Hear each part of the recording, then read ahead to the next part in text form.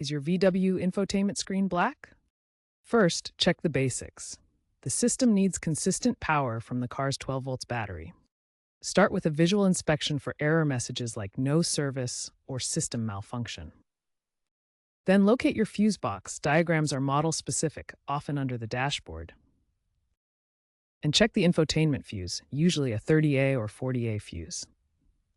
Use a multimeter to confirm continuity. A blown fuse prevents power flow and needs replacement. If the fuse is good, try a battery reset.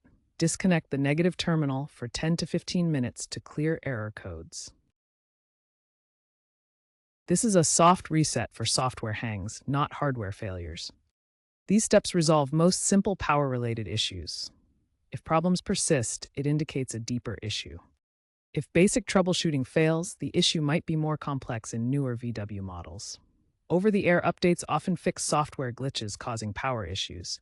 Ensure your system is up to date via VW's app or infotainment menu. Modern VWs also have self-diagnostic tools alerting to power problems.